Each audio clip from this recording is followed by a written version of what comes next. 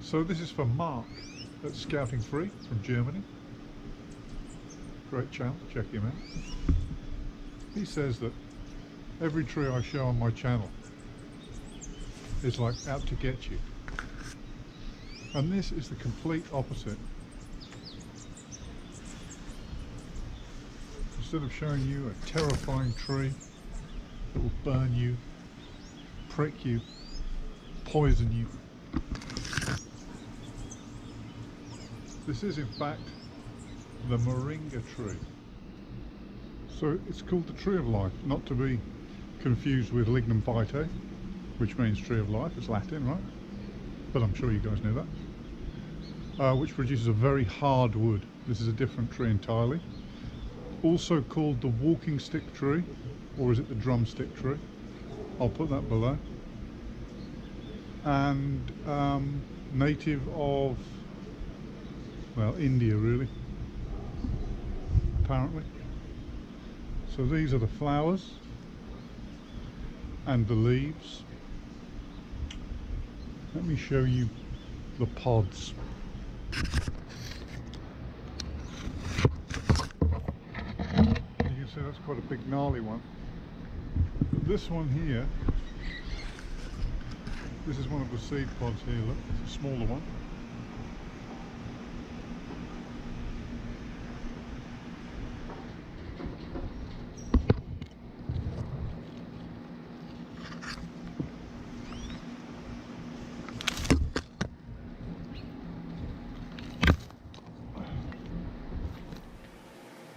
Leaves.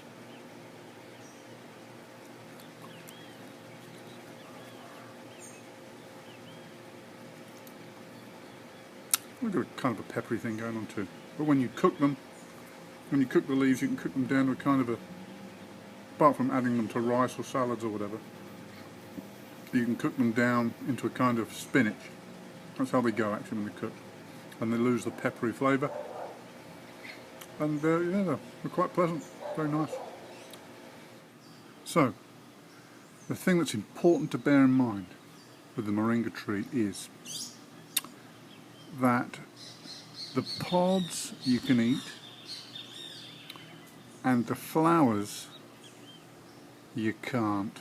They will give you instant and explosive diarrhea, followed by convulsions within about 5 seconds, followed by death. So it's important to remember the difference between the two.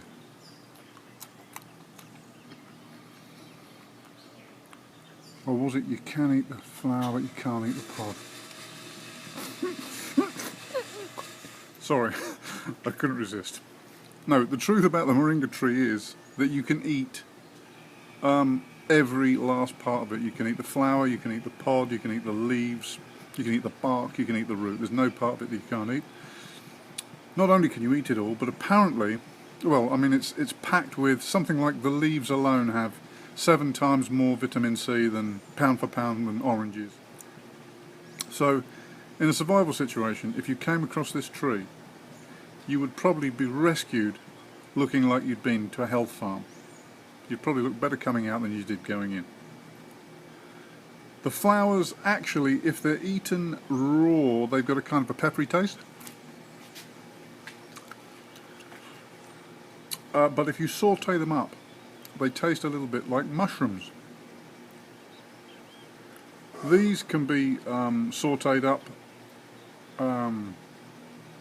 these thin pods, as long as they're not much bigger than a pencil, much thicker. After that they get tough and stringy, but up to about this size you can eat them just like asparagus. Butter them, cook them. They taste great.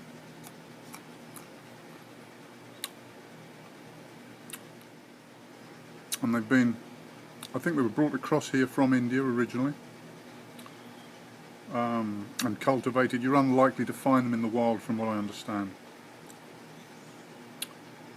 What else to tell you about the moringa? The larger pods, the seeds in the larger pods can be used for water purification, to drag the sediment out of water. And if you do a search on YouTube for moringa purification, you'll see how to do that. Where they grind up a couple of seeds, usually about a couple of seeds for about a quart of water,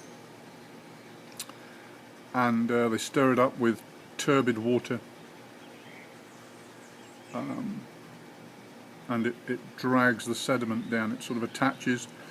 It's what they call a flocculant, which attracts all the particulate in the water, gets hold of it, and then sinks to the bottom with it. And then you can. It doesn't disinfect the water, but it purifies it from particulate. Eaten just like this, they're quite sweet. So there it is, the moringa plant. Of course, sometimes as a bonus you get an ant or a bumblebee in there. It's quite nice. Bit of extra protein. So, apparently it's got many health benefits. It's marketed. You get moringa tea, where the leaves are powdered, dried and powdered. So there's quite a big hoo-ha about it as far as its health benefits, but I don't know about those, but certainly the food benefits, the nutritional benefits, and it's being used in areas of countries where the food's scarce, where basically all they've got is rice, to add to their rice and stuff, to bring up protein content, to stop people starving to death.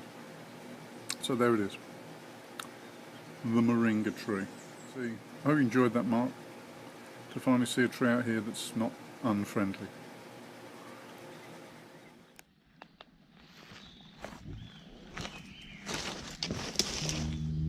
Greg asked me in one of his comments what the trees were with the huge great buttresses on them, which had me flummoxed for a bit. It turns out there's a number of them that have the buttresses on the trunk of the tree. It tends to be what they call the emergents. Those are the trees that stick out above the canopy in tropical woodland, tropical forests and things. I know that teak tree's got the buttress. I'm not sure what sort of tree this is. I thought it was a silk cotton tree, but I don't think it is. You can see these massive things. So it tends to be the taller trees, because tall structures need broad foundations in order to stay upright, and this is how they do it. I'll give you a look.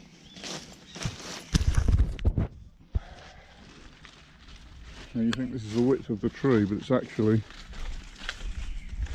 you can see this is like a big, they grow these, what are essentially a big bracket.